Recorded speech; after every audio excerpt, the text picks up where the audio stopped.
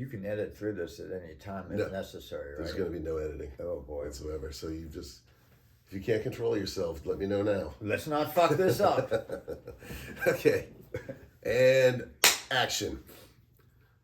Hello, everybody. I'm here with a good friend of mine and an incredible musician, a legend, if you will, in the music industry. Malcolm Lukens is his name. He's a fantastic keyboard player and an even greater gentleman that I've had the pleasure of knowing for over 12 years, I want to say. 2011. That's when it began. That's when it began. I know how it began. I don't know if you remember exactly. Well, there's a part that you came up with that I had no idea before I even knew there was a Sugar Mill. I was doing the jam at what was it called, Weber's then? Weber's Grill or whatever. Yeah. Yeah, you were stalking me. I had no idea. I didn't even know who you were.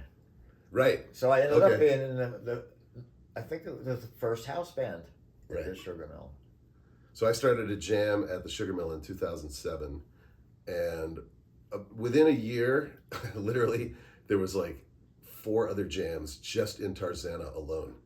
So that's what happened. I lived here. I know. It was so weird. True. So all of them were basically within a mile or so. One of them was at this place called Weber's, and I saw that Coco Montoya used to come by there almost every week.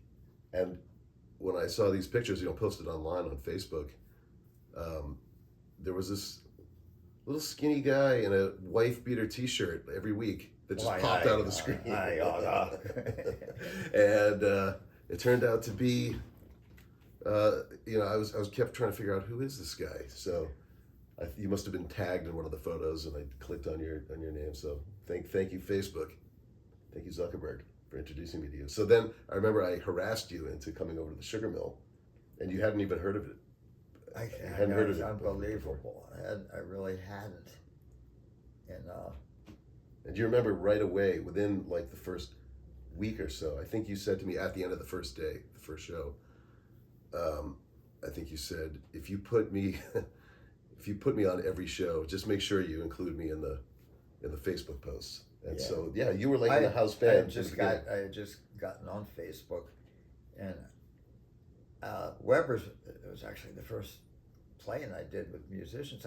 I had moved out here, and I didn't know a single person in LA except at the Musicians Union, where they ran the MAP program, Musicians Assistance Program. Oh, wow.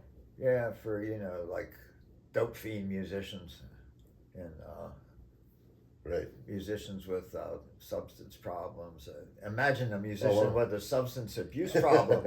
Well, where did they get this stuff? Every musician was in that program. There was none in the other programs.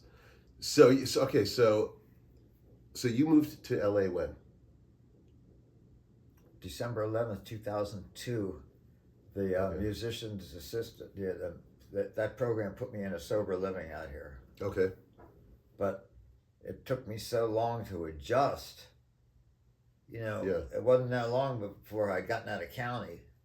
So it took me so long to adjust that I didn't end up here in Tarzana till 2004, and I didn't end up at Weber's till what, 2010 or when? I think because I started with you 2011.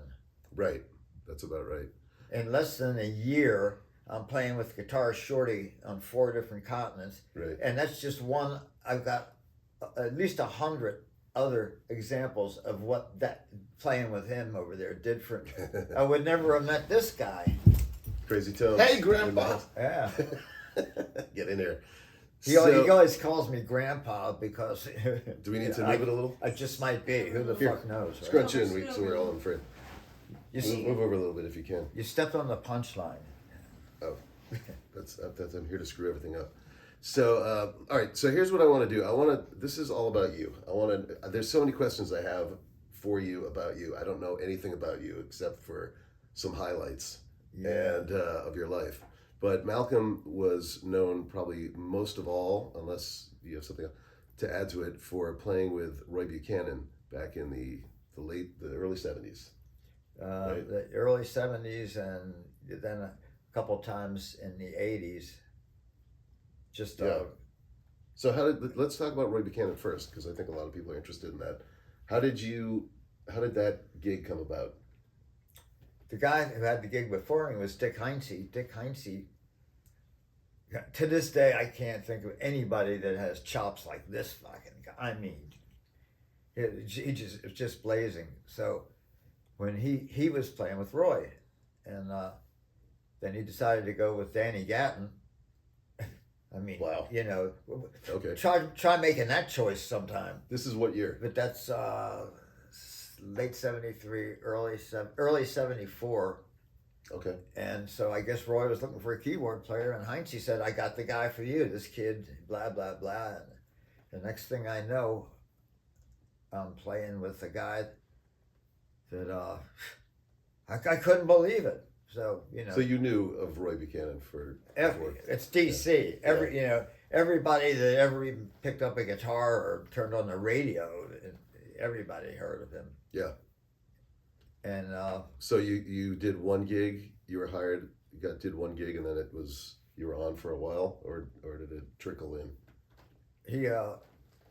I didn't do one gig and get the gig. I already had the gig. I'm serious. You didn't have to audition. He trusted Heinze. Yeah. I wonder if I should digress and tell you the story of how I met Heinze. That's a pretty good one too. Yeah. All right, let's back up first. Yeah. Because I met Heinze before Roy. I had a gig with Kim Soy down there on Capitol Hill, the Luau Hut. And back then there was something called house gigs. Not a residency, but an actual house gig. Mm-hmm. And that meant, 6 nights a week, 3-4 sets a night. And sometimes we'd have congressmen and senators, blah, blah, blah. Okay, anyway. So on Sundays, the band, we always got together and had dinner and then went someplace. And so I don't know if it was Kim or somebody else in the band, says, I know this really good keyboard player, and why don't we go there after we eat this time? Mm-hmm. And I'm like 21 years old, and I thought I was hot shit. I said, yeah, let's go hear this guy. Yeah, I'm ready. So we go in there, and I'm hearing this guy, and I'm thinking, oh man, I don't know anything, but. Then I look over, and this guy's playing like a 53 gold top Les Paul, and he starts playing back and I said, who the fuck is this guy? Danny Gatton. They were playing together. Danny Gatton on a gold top. Yeah. It's never been seen, I don't think. And I understand he and Roy used to get on the phone and cuss each other out. Anyway, so now I know who Danny Gatton is, and I almost embarrassed myself with Dick Heinze, So, but I knew who he was, and he knew he had an admirer, a keyboard admirer. So that's the story of how I met him, mm-hmm. and we hung out a lot of times. We bump into each other, coming and going from gigs. You know how it is, and we liked each other, and he taught me a lot of stuff. And he's a real humble guy. And when I say he had the best B3 chops I ever heard, I mean I know a lot of B3 players from the 40s all the way up to now, mm-hmm. all the way up to Joey DeFrancesco, and I'm telling you, this guy. Joey DeFrancesco ain't got shit on what Dick Heinze could do. And what became of Dick Heinze? He died. He got multiple sclerosis. He got Lou Gehrig's disease. Lou Gehrig's disease. Is that multiple sclerosis? No, it's ALS. That's it's worse. Oh God, it's actually worse than multiple sclerosis. Yeah. It was a real tearjerker, and we had, of course, we did a benefit for him. Did he die young, or was that? Yeah. He died in his 30s. So at the Bayou, another famous place in D.C., we had a benefit for him. And I hadn't seen him in a while. So here he is in a wheelchair. Oh, man. And everybody's buying him drinks. So to get the drinks, he had to. And he said, hey, "You want any help?" Well, no one could help him, but that's how he had to get his drinks. Yeah. And I went up into the green room and I fucking I cried like a baby. I did. I'm sorry. I went off in the corner. It wasn't, it wasn't like I wanted to be in the middle, but I kind of went. I couldn't help it. Yeah. So, talking about Roy, since we're on that subject, what was it like playing with him? It was the best music education I ever could have got, and he was incredibly generous with letting me stretch out on keyboard solos. Mm-hmm. Incredibly generous, and because he had a very instrumental approach to everything. It's like the vocals were always kind of not the featured thing really so much as his guitar playing. Yeah, well. So that's a good thing to get into. Is if he it's sang like a jam band. If he sang like Rod Stewart or Michael McDonald it might be different. He was always he was very critical of his own singing. Yeah. At the same time, and this.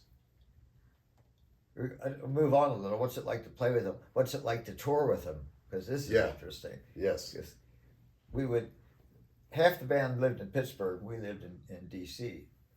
So we'd go to different airports. We'd meet up in the city. But in the meantime, it was always me and Roy flying together. And he'd always have to have 3 seats. The window seat for him, I hated that. Aisle seat, which I like. And that 53 telly had the middle seat. Because back then, for half price, you could actually do that. And you could strap it in. And I got to tell you, that guitar drank a lot of beer. That's funny. It seemed like there was always beers in front of that guitar, right. And then empty, and then new ones showed up. So I don't know. Between you and Roy, or just Roy? Me drink a beer? Yeah, who's ever heard of that? I've never. Whoever heard of that? That would be the first. So okay, so you played with him for how many years? You said 70s off and on. Or? Yeah, three or 4, and then occasionally in the 80s. I lived in Frederick, and he lived on that farm in Lovettsville. So occasionally, he was going to play some gig in Frederick or something, and he would just use me. But that wasn't too often in the 80s. Maybe just 3 or 4 times. Mm-hmm. But, yeah. And so, like, where were you born? Washington, D.C. Okay. And then you were, tell me about like how you started with music.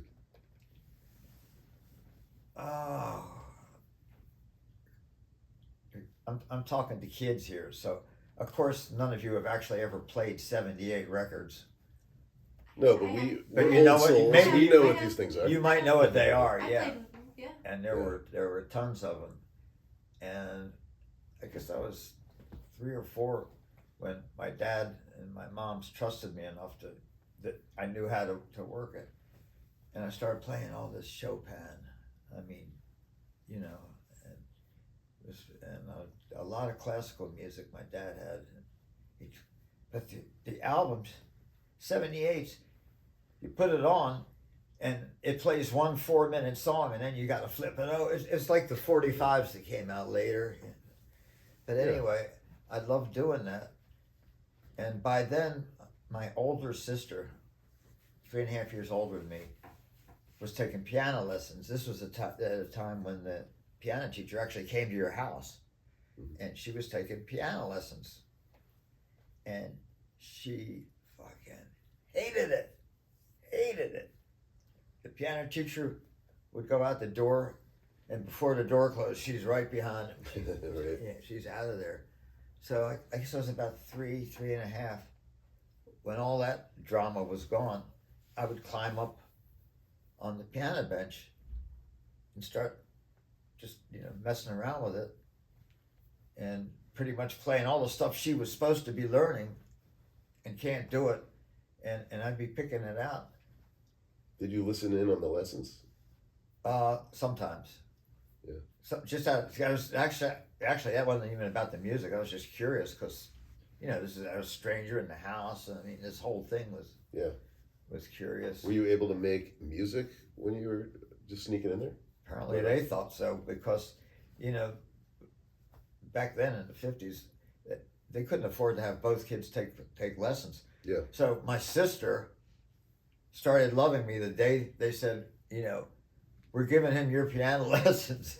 And you're not getting the lessons anymore. Oh my God. After that, she treated me good for a whole year. Right. But so I started taking piano lessons. It was all classical then. Yeah. It was all classical. But in the meantime, some of the other 78s my pops had were boogie woogie. I mean, they call it blues piano now, but I'm talking the real thing. Boogie woogie, Meadlux Lewis, Hatter Brooks, all those guys. So I started listening to that, and it occurred to me, this is not like Chopin, but it's all piano. You can tap your foot to it, and also it was the 50s, and you put the radio, if you could find the right radio stations, you'd hear early rock and roll, especially rockabilly, which basically the guitar was doing they stole exactly what the boogie woogie piano players were doing with their left hands. So that kind of pushed me into rock and roll. And so is this pre-Elvis being on the scene or after? The boogie woogie. What year was it? I started playing the boogie woogie pre-Elvis, yeah, okay. But not a whole lot pre-Elvis. So who were your big influences when you first started out, like the first 5 or 10 years? Well, it was the boogie woogie players, especially. Believe it or not, Jerry Lee Lewis, back when he called himself the Hawk, he used to do boogie woogie instrumentals. Mm-hmm. It's incredible. Yeah. Alan Toussaint, by the way, Alan Toussaint is the guy that wrote "Get Out My Life, Woman." But I know that. Yeah, but we're going to do the Lee Dorsey version. Lee Dorsey, yeah. Anyway, sorry, folks. Malcolm is going to sing on the upcoming show. We have honoring him. In Yes. fact, I probably should have mentioned that earlier. One of the reasons that we're interviewing you is because we're honoring Malcolm in right down the street from where he lives at the Sugar Mill that we were mentioning earlier. And Crazy Tomes over here is going to be... Malcolm is the greatest keyboard player I've ever had the honor of playing with, and it's about time we do something to celebrate all of his musical legacy and just have a real good time. We do have fun. Yes, we do. Yes, we do. Thank you for the kind words. Let me retort. Thank you for tolerating me on stage for the last 10 years. Allow me to retort. This guy is probably within the top 5 of the most talented musicians I've ever had the privilege of working with. On the other hand, if he didn't have that talent, somebody probably would have killed him by now. Just saying. but Love you, Gramps. Yeah. And he calls me Gramps because really, who the hell knows?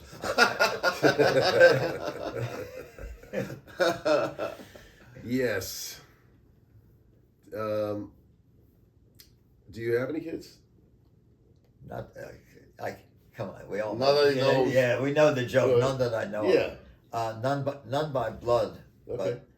But Valerie has one, and they call us Nana, and I'm Nano. And Nano. It might not be by blood, but it may as well be at this point. It's like he's not blood either, but he may as well be. Right. And you're halfway there. Yes. We are bonded I got by the blues. Between these two guys, I got more gigs, met more musicians, had more fun. I mean, really, Yeah. Guitar Shorty never would have happened without him. Which And means without this being never would talented. have happened. And I played 100 gigs with him that he got me. And it's just, these are the two guys. I mean, I love Shorty, like family, but even he didn't do as much for me as you two guys, because I wouldn't have been with him if it wasn't. Well, we had the good fortune in the early days of the Jam from 2011 to about, I don't know how long you were there steadily every single week, but it felt like at least 2 years. Well, at least. that once Shorty picked me up in 2011, I was doing both, Right. and then finally, when you leave North America to tour, there's no way I can come come in on the Monday nights like I was doing when we were local. And what also wound up happening after about a year or so, for the first year that we were doing the headliners, 2010 to 2011 ish, 12, we had a house band, and then after that, I kind of realized that everybody that was coming through had their own bands, like 75% of the time. So it displaced the house band. I used to be in the house band. It was you, either Rick Reed or Mike Hightower, and maybe some other bass players. Renee Beavers on drums. Renee Beavers was like a mainstay. It was me, Renee, and Rick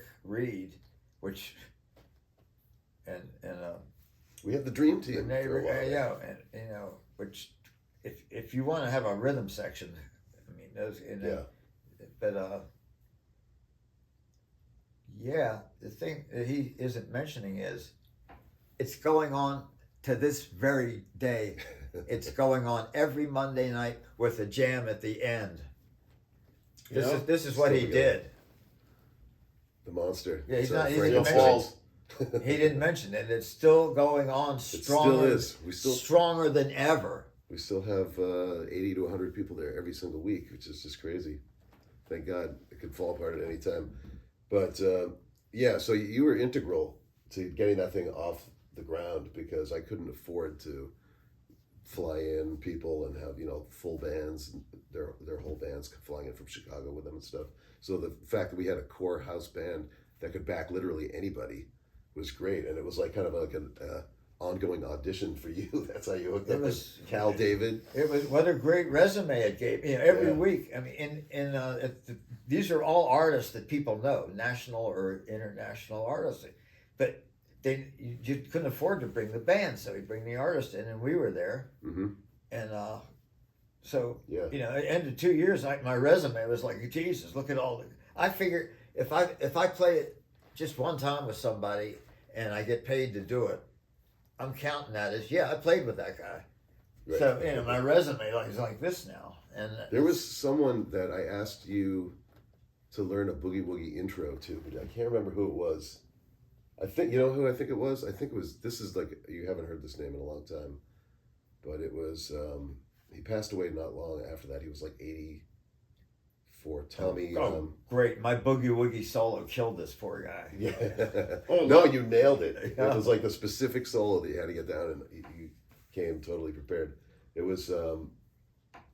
What's his name from Atlanta? Tommy. I'm forgetting his name. Tommy Brown from Atlanta. Do you remember that one? And then he passed away, like maybe he came every year because he has kids out here. I remember most of them, but I don't remember that. Of course, who else? The ones that I played with. What about Kingfish? Oh, well, I didn't. Oh yeah, you guys were that. Yeah, too. we hit you up with I Kingfish. did. Yeah, and the Chambers Brothers. I did. Chambers Brothers is 100% tones, and Kingfish wasn't from playing. They were looking for a keyboard guy. They called Zack, and that's how I got that gig. It wasn't like they had heard me play or anything. So right, but that worked out well. Oh my God! And he wound up playing the Lodge Room in front of like 2,000 people or whatever that was. His birthday. I think that was his 21st birthday. Yeah. Oh no, that was. I sat in with you guys. You were there. You were there the second year. It was in Highland. Both days. What was it? Highland Hill. I forget where it was, but it was 2 nights in a row. Yeah, right. That was pretty cool. But the first show you did with him was at the Mint, I think, or something like that. That was the very first show. Yeah. Which I wasn't able to and attend. luckily, I knew what I was in for, being in the band and having to load in and how. So I knew what I was in for. So I got there early and I got the good spot in the back. Right. But otherwise, yeah, there's like one spot in Shorty, the back where you can park. Shorty would pack it, but Kingfish even squoze more. The people were outside. Trying to get in. The Mint for those. And the kid was 19 then, so right. for his 21st birthday by then, that was an amazing 2 nights. Amazing. I don't know if he was on Alligator yet when you had the first one. It was like 2 years prior. So Not sure. That was some birthday. that guy from the Curb Your Enthusiasm show, his friend, that guy Jeff. Jeff Garland. Yeah, He's been to the Sugar Mill a couple times. he was there and introduced us at the birthday show. He introduced us by name, and he named me. So I got him to sign the set list. I got him to sign everything. Right. I mean, he was funny. He did his bit, a short bit, and he was funny, at least as funny as he is on television. He's and real humble, sweet guy. Back in the green room. Yeah. How come it's always guys like that? For that matter, Kingfish. How can you be like that and be that humble, and that sweet? And I mean, it's unbelievable. There are not too many guys on the planet that can play like that, and the kid still isn't 25 yet. Yeah. Right. And he sings like a 40-year-old guy. Mm-hmm. Right. He was raised right because Mississippi. he is the most polite young He's a man. Mississippi boy, yeah. Right. But unbelievable. Yeah. And on that first gig at the Mint, I was lucky enough to meet his mother. He had his mother there. Yeah. And so I talked to her a lot because I trying to figure how did this happen? I mean, this is literally a miracle that I'll probably never see again. And I wanted to get, how did this happen? But I didn't know, I didn't know how to ask her that. I couldn't just say, how did this happen? Mm-hmm. But we never got there, but we talked a lot. And so that when she died, and I said, I'm really sorry, I really liked her. He knew that I really liked her because I really met her. Right.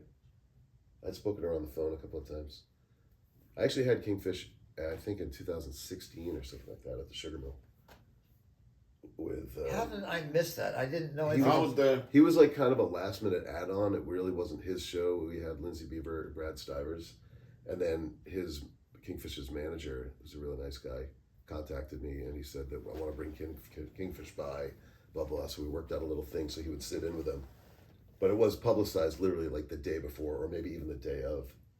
I remember frantically, quickly making a poster for it. And not that many people showed up for that. There was maybe like 80, 100 people there. Speaking of Nobody really knew who Kingfish was at that point. Right. That was before the whole thing. I didn't know who he was. Speaking of Kingfish and his manager, Rick Whitney. Rick. Yeah, Rick Whitney. Yeah. Another great guy. He lives in L.A. I mean, he's the one that took Kingfish. He's the one that made Kingfish. Eventually it was going to happen anyway, but it happened with him. He has done so well. I mean, he's handled it so well. Man, I wish I had a manager like that. I'm telling you, anyway. Shout out to Rick Whitney. I'll manage you. Toms and I are your manager. Yep. By default. We'll manage you. We'll squeeze you for everything you got left. So I'm looking forward to this thing on the 26th. Feel like you're long overdue for being recognized, even though I try to give a little speech every time you're on the stage. I hope I could, because I got a medical condition. I hope it lets me get through the whole thing because he handed me his set list tonight, and I'm thinking, oh man, how many weeks do I have to learn this shit? And you're giving him all new material. No. A lot of it is material that he wrote. I told you he's got. That he's played he's on. That he wrote, produced, and recorded. I feel like you've already done most of it. Well, another thing is we have an album coming out, and Malcolm played pretty much most of the keyboards on the whole record.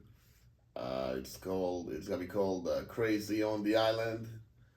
It'll be coming out January 6th next year. So we'll do a lot of the tunes from there. I think that is one of the tunes, isn't it? It's the title track, yes. Yeah. I remember. I must have done that if I remember that much. You care to explain the reason for that title? Oh, it's one of the songs. You'll hear it. Yeah, you hear it in the song. Okay. And they felt like I don't know, it would be the title. I wrote, well, it's a song I wrote actually during the lockdown of 2020 when I was in Marathon. Our tour got canceled. The Marathon. leader of the band had COVID. Key West. Key West. Key West. Oh God, I played there. I love that. Played Yeah. there. So I was basically kayaking and just sailing on a boat every day. It's beautiful. And I felt like, I was just crazy on the island. There you go. We used to go out snorkeling every day and catch our own fish. You could actually catch lobster. You were living there in Florida? 1968. Okay. Played the Night Beat Lounge on Duval Street. You know where Duval Street's like one of the main streets. Yes. And we all rented bicycles because that was the transportation. And it was easy to get them because at the time Key West was still a big Navy base, military base, and the soldiers would come and they'd buy these bikes, and when they got restationed or mustered out or they had to leave, they needed to sell the bikes real quick. So it was easy to get one for like $10, and we were there 6 weeks, and that was the first time I ever played outside the city, if you can consider Baltimore and DC kind of like one city. But that's the first time I played out of the state, the whole Delmarva, Delaware, Maryland, Virginia area. And I'm telling you, if that's going to be your first road gig and you're in a hearse, because that was real cool in DC back then, because of the hangman, and you're driving from DC with 4 other guys in a hearse pulling a trailer all the way down, not just to Florida, but to Key West, the most southern point in the entire United States, 90 miles from Cuba. That's a hell of an introduction to what on the road is going to be like. And so after that, a lot of it was, oh, hey, look at this, we're doing all this stuff, and we're not even halfway as far. That was a hell of a drive, but then staying there 6 weeks, I think it was 19 or 20. Wow, it was a great time. Yeah. It really was. So you grew up in DC, and at what age were you when you moved to your next place? I went to college, so. For music? No. Like a fucking moron. It never occurred to me that you could actually have a career in music. So, but let's see, it was. What'd you study? I studied criminology, but I didn't last that long. 65, I graduated high school, so the autumn of 65 is when I went to college, and by the spring of 66, I was done with that. I was home. I got a job as a clerk typist because I got good hands, Yeah. I took the civil service exam, and I typed faster than anybody that day. So yeah, and I most did piano that. players can type. Well, I did that long enough to save up and buy a keyboard, and my $300 at that time got me a '63 Whirly, '63 Wurlitzer, $300. Wow. I wish I still had that keyboard today, but still, What happened to it? That's of this entire interview, this is the best question anybody's asked me yet. I have no idea. I have no clue what happened to it. What happened? What did you do with it? That's. How'd you get rid of it? I'm assuming that's what he's asking. You don't remember. I have no clue. Okay. Not all of the years that I've been doing this, I was like completely sober. So I'm That's just the saying. understatement of the video. I'm just saying. Weird things happen when you kind of get chemically inclined, or Right. weird things happen, and probably best I have no memory of what really happened to it. I'd probably be crying in my arm if I knew what I really did with it. Right. So. Okay, so you lived in DC, and then you moved to your next move is Okay, where? so that was Lancaster. Then when I dropped out of school, I moved to a different part, District Heights, which is sort of part of DC, but I think it's in like all Maryland, Bethesda, all of these are like Maryland suburbs, but it's really all about DC. They're all connected to DC. They're surrounding DC. Okay. And then after that, when did I end up in Frederick? Oh, I know what happened. Me and Gant Kushner, the guy that owns Gizmo Studios in Silver Spring, one of the best hybrid pickers you'll ever meet in your life. What's his name? Gant Kushner. Gant Man Kushner. Gant. Yes. Gant Man Kushner. Known the guy for 50 years. Anyway, somehow he and I decided to go to Denver because we knew a guy in Denver, a drummer, that had a gig lined up and needed a band. And this drummer was from the East Coast, and I already had known him from another time in Denver in the 60s. So we went out to Denver, and we're playing with him, and it was actually pretty nice. Sometimes we played together, sometimes we played in 3 different bands, and we had rented I guess they called them townhouses. They used to call them row houses. But it was nice, the place had a pool and a gym. It was one of those kind of things. Mm-hmm. And we stayed there until one day I got a call just out of the blue. Hi, this is Judy Buchanan. This is Roy's wife. Would you be interested in playing with him? Dick Heinze said and that's about all I remember of that conversation because my head just blew off at that point. Wow. And so the first gig I had with him was the Schaefer Beer Festival in New York. What's the big park in New York? Central Park or whatever. Yeah.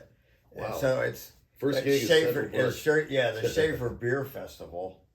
Wow. And so I drove up there and I brought I brought my Hammond and everything, and I didn't know what was going on, what the protocol was. It wasn't like Roy's going to send anybody a set list, So, right. And I think the bass player or the drummer had played with Roy before, but I can't remember which one. But one of them was brand new, like me. Oh, it must have been the bass player because he's the one that Roy said, "Hey, sing Johnny Be Good." Like he didn't care if the guy knew it or not, just sing it. Right. So anyway, I get all set up there, and I've just got the last cable plug. The Leslie's plugged up, and it's plugged into the bottom of where you plug it in on the organ, and I'm going to test it. And I think that was when I overheard Roy saying, "Hey, what's your name, John? Yeah, sing Johnny Be Good. Here we go, 1, 2." So they're playing and I'm not. I'm still plugging shit in. So that my first gig. This is the introduction. This is my first gig. So, but after that, he had I can't remember, but we didn't go right home. I think he had a couple other gigs, or we had to stay over because him and the manager wanted to set up some recording. I don't know. I don't remember going home right after that. Mm-hmm. But that's a hell of a first gig, though. Yeah, but it wouldn't have mattered because Roy was flying. This was back when he was flying. Okay. But I drove up there with my truck and hauling some equipment, some of his equipment. Yeah. But I did that for about a month because Heinze did it. Dick Heinze did that a lot. They would fly up to New Jersey or something, and he'd have to drive the equipment. So, I did that for a month, and I told Roy, I said, if I can't fly with you guys, I'm not going to do it anymore.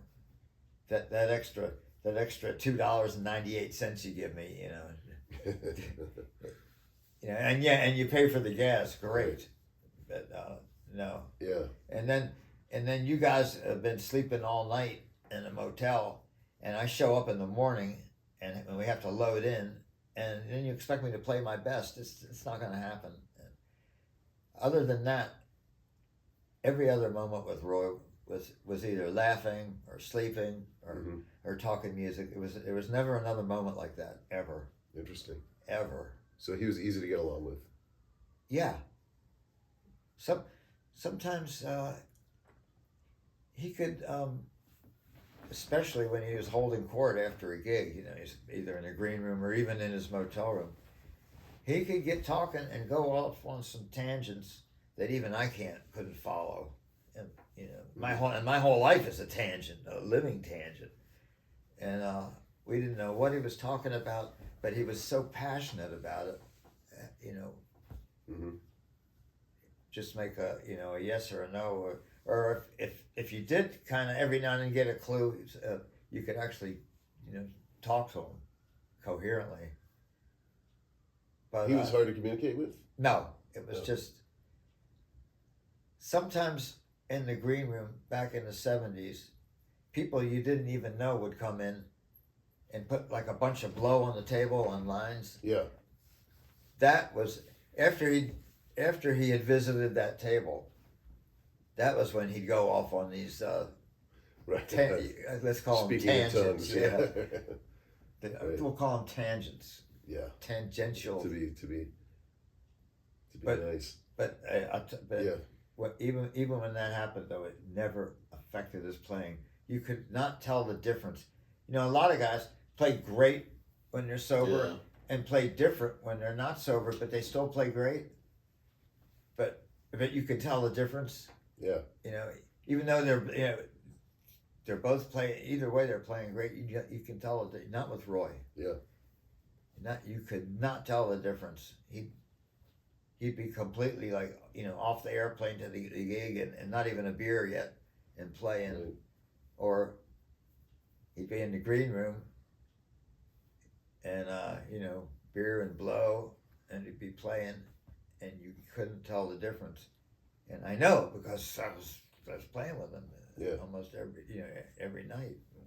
And so you played with him for how many years? Or how many just games? not quite 4 years. Oh. Between 3 and 4, and did he work constantly or like sporadically?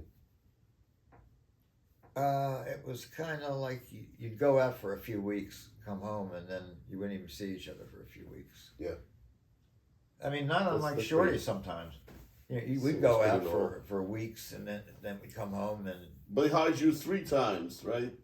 Over the years. Oh, Roy. Oh, yeah. I guess there were some harsh words somewhere in there, because he fired me 3 times, but then he also hired me 3 times. Yeah. So, right. Yeah. He never fired me for more than 6 weeks. So if you're good at what you do, you always get hired back, no matter how obnoxious you are. Well, I saw the people he was using, to sub for me, and so I just knew it was a matter of time. Right. If all of a sudden a Dick Heinze got up there and subbed for me, I'd start looking for another gig because but it wasn't like that, luckily. So so you lived in D.C., that whole area, and then when did you move to another state or whatever? Okay, so that's right. I came back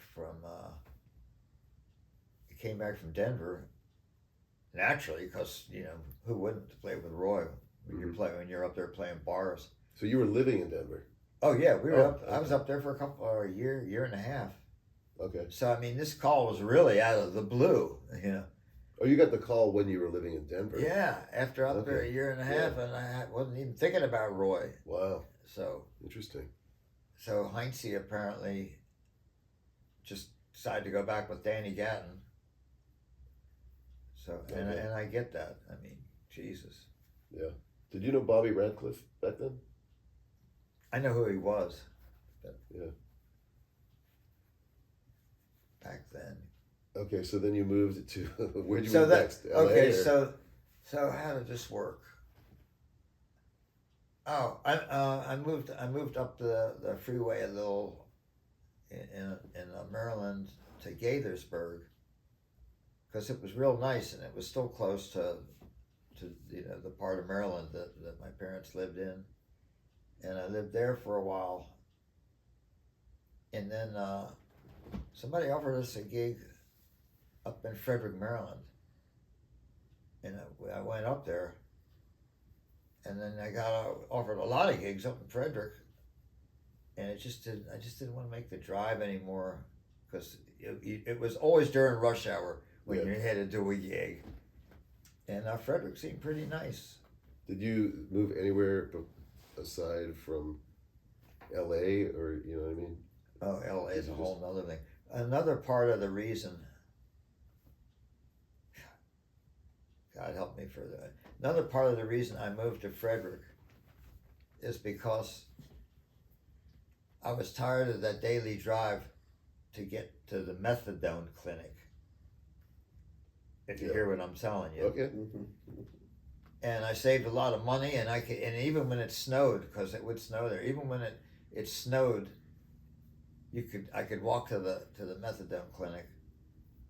And after a while, if you're on the clinic and your urine's clean, you don't have to go in every day. They actually trust you. They'll give you one or two to take home for however many days, which most people immediately went out and sold on the street.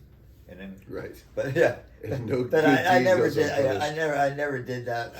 I couldn't afford to do that because I needed for gigs. You know, you start skipping a few days, you're gonna suck at that third day at that gig. Right.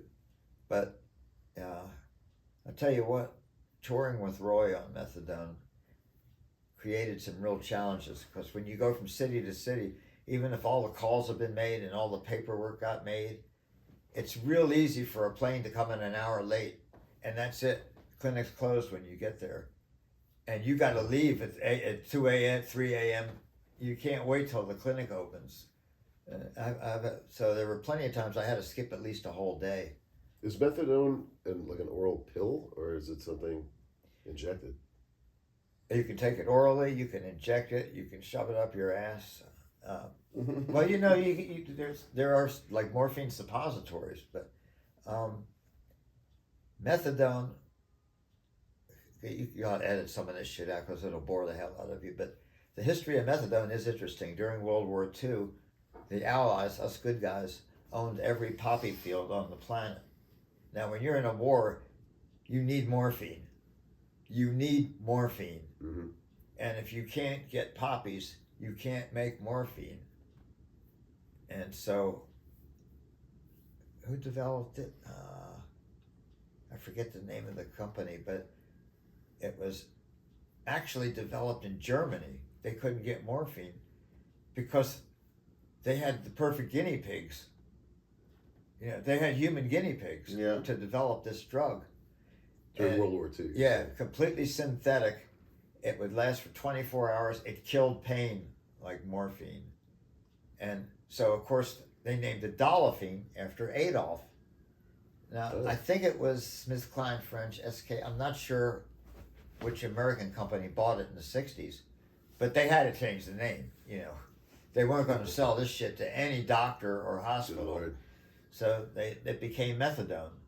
I don't know who made that name up, but anyway, that's the history of that. Okay. And unlike heroin, which you Jones, you know, if you can't get it, you're going to Jones for a couple of weeks, and then you start eating and sleeping.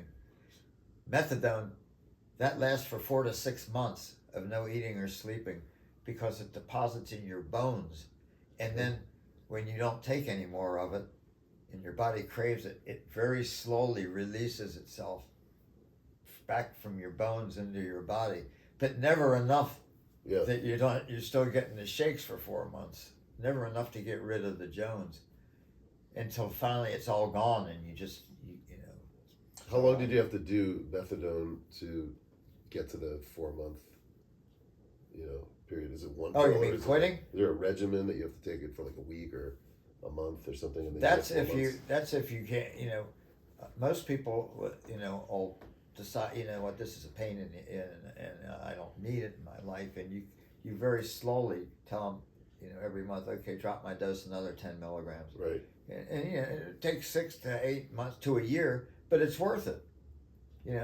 They're still working every day. Their marriage they haven't, so that's how most people do it. But when you're in jail, you don't really have that choice. So does the methadone give you the same like euphoric feeling as heroin? Is it a substitute? very, very similar. Interesting. Like people. So you started doing it to like quit heroin? Oh hell no! I started doing it because it was a hell of a lot cheaper. and it was legal. Ladies and gentlemen, this is what I'm saying. And number two is, and this is also a big seller. It was legal. You get pulled over and you got a box with a couple of method, and it's got they're prescription drugs. Okay. So you can never, that legal thing meant a lot too, because anyway. Especially because you're driving around in the South with long hair. So were you like mixing heroin and methadone? No, there's no point in that. The point of the methadone is as once you start getting up past 30 or 40 milligrams, which is why they put people on it.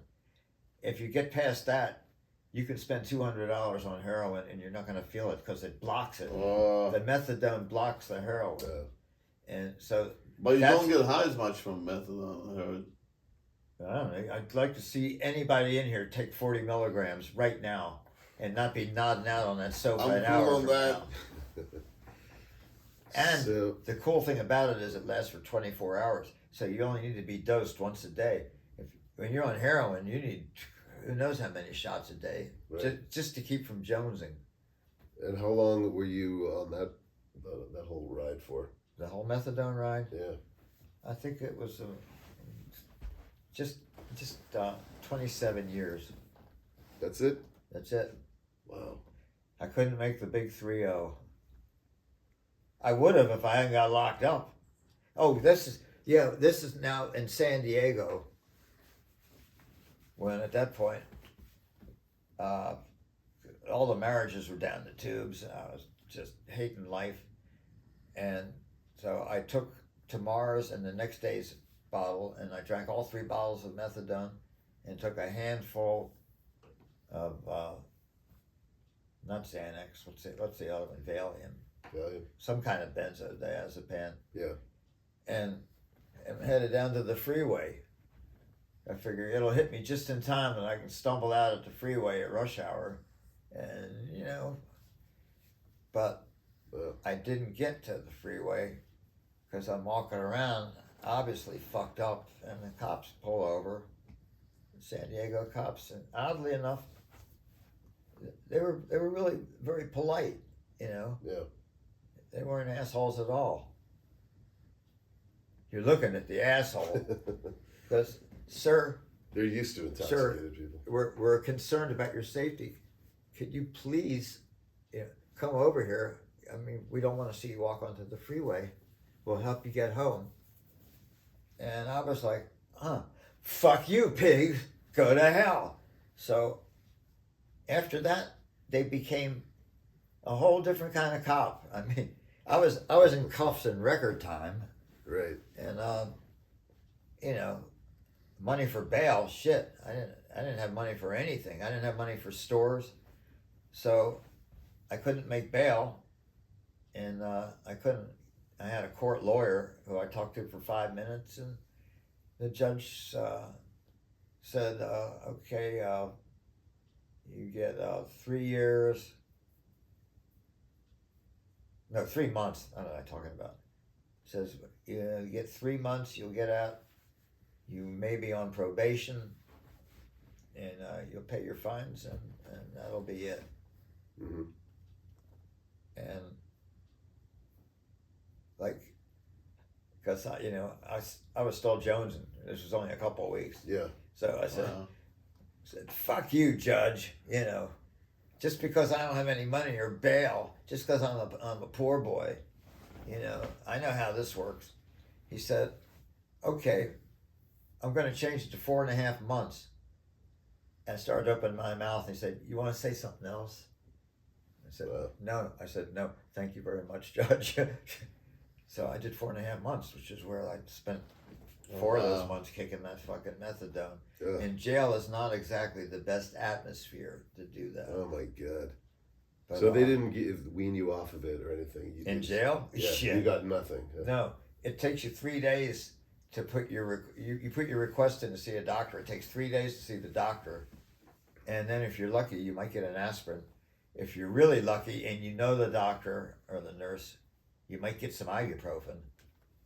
And if you actually go in there, because some guy literally tore your arm out of its socket, and you go in there holding that arm in your other hand, you might get some Vicodin. You might actually get some painkillers. So, Wow. but and somehow I'm here. I'm alive, and So you got out in 4.5 months, and then I didn't know this what. was San Diego. So what year Yeah. was that? I was in San Diego, so we're talking 2002. Okay. I got out, and I had. What brought you to San Diego? Oh, that was actually years before that. I spent the 90s in San Diego. Oh, okay. Most of the 90s I spent fucking up dreadfully. It was sad. It was it's a sad time. But Were you playing? yeah. Oh yeah. I was playing in a strip joint, but it paid good. And then sometimes the dancers would tip you. You know, if I played the shit they wanted to dance to, and they liked it, they would tip In us. San Diego? Yeah, So there was a band in the strip club. they had that played. then. In the 90s? I did that in Denver a lot during those 2 years. Surprised. They had all the strip clubs had live bands. In the 90s. Wow. Well, wait a minute, Can't Denver. imagine. No, Denver It back seems like then the was in the 60s. 70s. Yeah. I was gonna What say. kind of They- music? I played I played what they wanted, but I played it the way I wanted. But you know, I had a drummer and a guitar guy, so. I mean, it was never like 19-piece horn bands. Right. It was always little units like that. And how did you get that gig? How did I get that gig?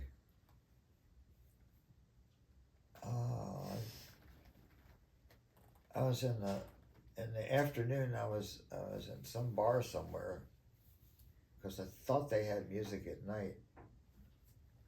And the afternoon, the place was empty, so I started fucking around on the piano. And next thing I know, I'm playing there. Right. Well, no, not playing there, but apparently he knew, all the club owners. He knew the owner of that strip club. Apparently they were looking for he said, could you put together a small unit? Yeah. And I did, because I was living with a drummer and a guitar player. Yeah. Oh, no, not then. That was the Denver strip club. Yeah, how did I end up there? San Diego, after I got, I knew somebody there.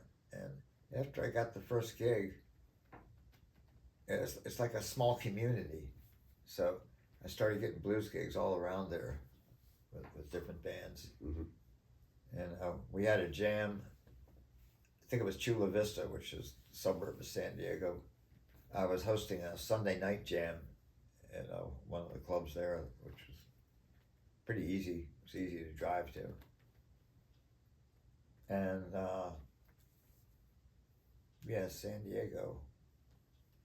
Nice weather, good food. It's actually better weather than here. San Diego actually has better weather than LA, even though they're south. Yeah. And man, the it does. beaches, oh God. As you come up the coast, you get Oceanside, Del Mar, Carlsbad, it's unbelievable. So who? And La Jolla, the most, you can't afford to have one drink at a bar in La Jolla because you could fill your gas tank for the same price. I'm telling you, it's insane. So then, someone told you about the musicians union down when you were down there. That made you want to move up here. How did I end up here? Oh, no, we came up here. Said the union sponsored you to come up here or something. Yeah, the Musicians Assistance Program. That's why I drove. I think that's why I drove out there. But I'm trying to figure out, they weren't really too instrumental in getting me gigs. Hanging around the musicians union wasn't going to get you much, and I didn't want to spend $200 back then just to join the union on the off chance I might get a union gig. Because my experience was in the 60s, all the union gigs were still there, but it didn't matter. You could play, the non-union gigs for more money. So that was when I dropped out of the union in the 60s. So I wasn't too familiar with what was going on then.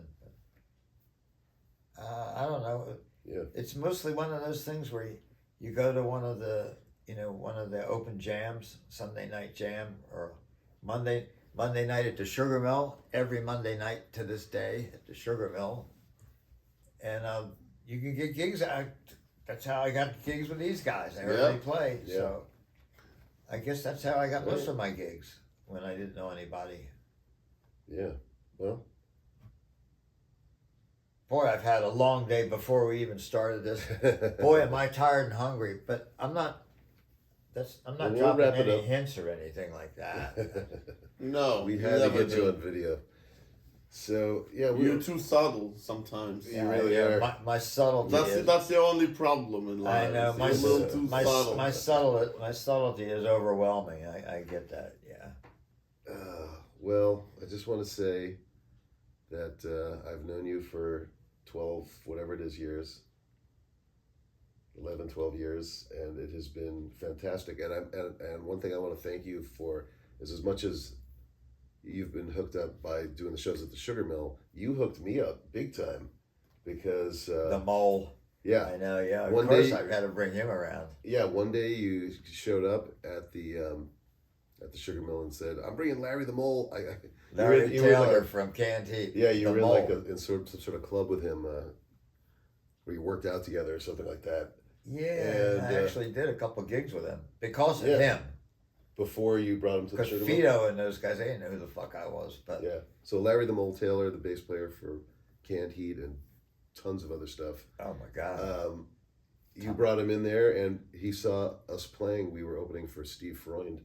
I like it. Yeah, the guy from the Bay Area. Bay Area. I played with him. Chicago. I remember playing there with him. Yep, you played with him. Remember you played with Ernest Lane? Ernest Lane. I have a video. I'll show you. I've got, piano what? player. Remember from Steve the Swing? Steve Swing. Yeah. I've got Sam Swing. Or whatever. Sam Swing. Yeah. Yeah. I've got a bunch of CDs that I'm pretty sure he recorded. Right. Of the early days. Yeah. I've still got them in here. He was hanging out there. I have them in that drawer. I have a bunch too. Day. He sent me one recently. But yeah, no, you hooked me up with Larry the Mole Taylor, and then he brought Kim Wilson in. Well, yeah, because that's who he was playing with back then. Yeah. And then through them, you had the what's the brothers that used to play with Kim. Well, and you had them. And I owe Crazy Tones equally as much, because you brought in the Chambers Brothers, and I had Shorty before, but it was like a whole different thing once you had were part of the started coming every week almost. Yeah, then it was like a Willie family Chambers thing. Was there. Willie Chambers. He got me.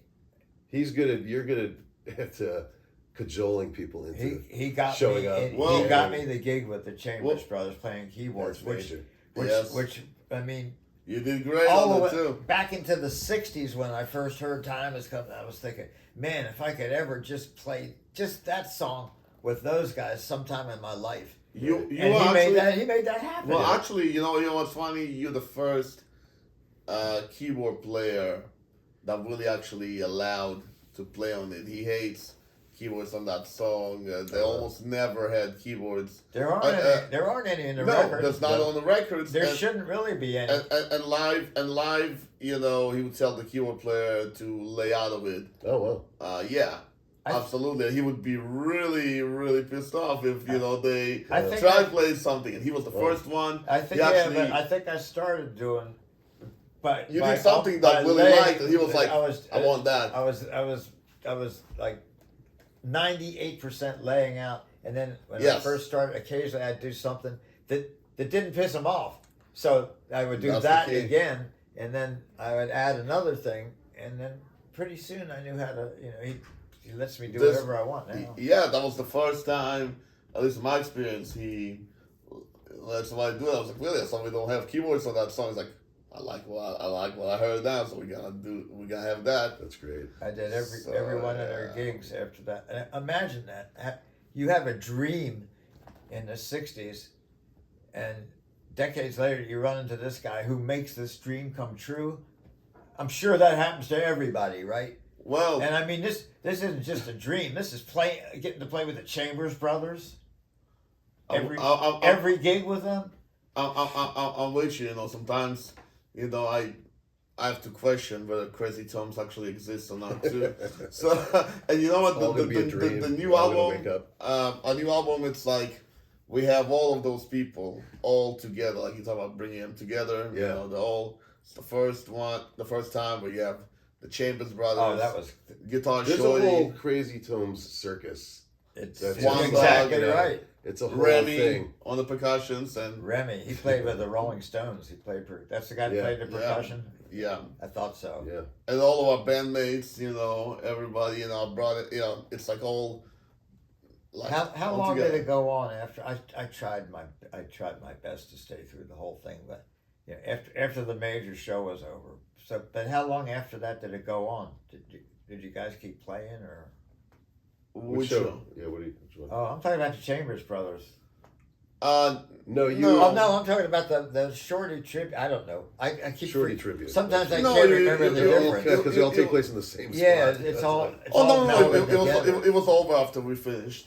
Oh. Then there was Yeah. the Mike B. Holden jam, which Right. is ever. Michael B. We Holden. got to do an interview with Michael B. Well, Michael gotta B. Holden, ambush that. the guy who will be playing bass with us when we do the Yes. show that they're talking about that I'm Yes. going to be in. He'll be doing all the bass except for the couple tunes I'm doing because I'm going to use Guitar Shorty's old bass player. You know? Wadada Right. Kufu. Yeah, Wadada. And we're gonna have John McCracken on the drums, our drummer, but then we're also gonna have special, Well, we have Danny. Triple Danger. Yeah, Yes, it's gonna be Danny and Wadada, Shorty's drummer, the guy who Yes. called me up and hired me to play with Shorty. one of the best. So he's the guy that Fantastic. called me up and said we jammed at the Sugar Mill and Guitar Shorty's looking for a keyboard guy. Do you want the gig? I said, you don't need to say any more about the gig. I want the gig. I tell you, me, So you, and Danny, we had some fun on the road. we On the 10 years almost and- of touring with and Shorty. even when- Nobody had more fun than us. even when Madonna joined and we'd be five of us in a van. Three or four of us. Oh, God. 3 or 4 of us yelling at each other at the top of our lungs at the same time. and you know what? I looking back on that, I actually missed that, and I hated it while it was happening. Especially when Shorty was tired and he was still insisting on driving. And- we were scared for our lives. Yeah, and you and Madonna are in the back yelling about something. Always, yeah. But it was, it was the best of team. It was a team. That's one thing. We were all of us always were a team. Yeah, the arguments were never serious ever. Not then. It was always just You guys five are crazy all- people.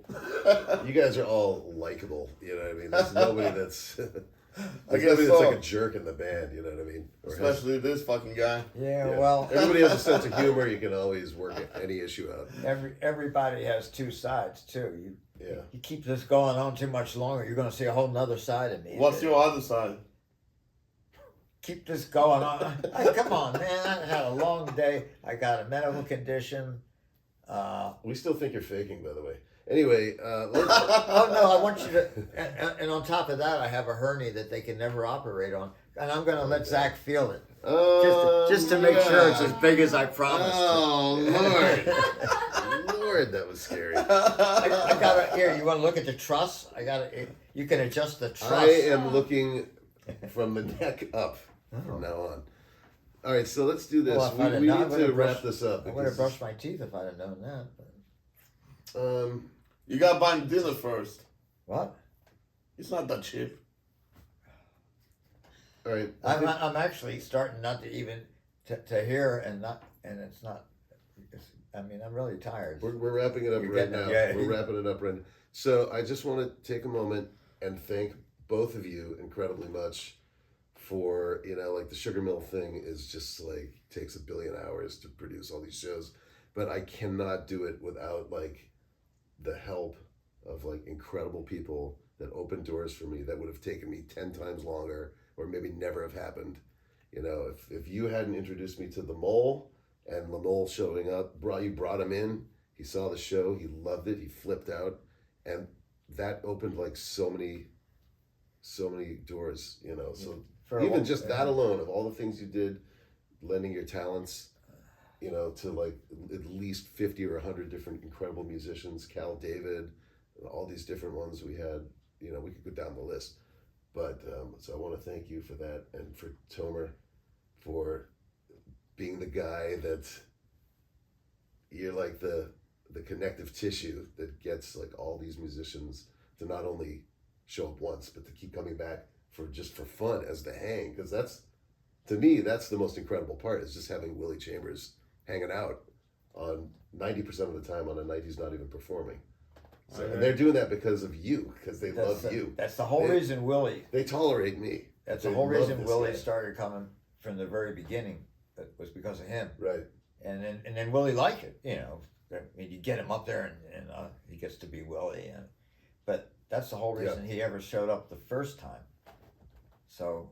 But there's certain people that walk in the door, because we do like about 100 people every show, and certain people, when they walk in the door, the place just gets better the second that their vibe enters, and you two are like the perfect example at the top of that whole thing. You know, I see you guys walk in, I see Willie walk in, it's like a really good feeling. So I'm gonna give you a hug right now. And you are my hero, my friend. What he was saying about certain people walk in the door and you're like, and everything gets better. Just to end this, that same idea, certain people come into your life, and it doesn't happen too often, but your life changes forever for the better. And out of the 5 people on that list, 2 of them are sitting next to me right now. And that's all I got to say. And by the way, it's an honor doing an interview. You know how often I get asked to do an interview? Well, let's say the last 50 years, not counting when I was with Roy, but not counting that. 2 times. One time over the internet from some guy in Greece when we were touring Greece, and then another time from somebody around here. I think at one of the Simi Valley Blues festivals. You know, when you're back there eating hot dogs. And then this. There's an article, I think. But I mean, I'm honored to do this. It's an honor. Well, thank you. It's our absolute honor ourselves. But there is a interview with you in print on the internet too. I don't know if you know about that. I bet that's the one from the Greek guy. Okay. From Greece. He asked me to do another one. I said sure, and he sent me the exact same questions of the first one. So I figured, you know what?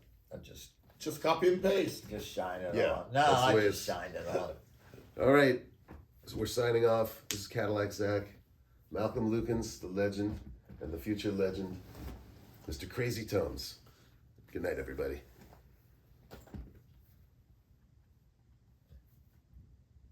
Are we still on? We're done. Well, not now that she tried to kick over the cookie jar.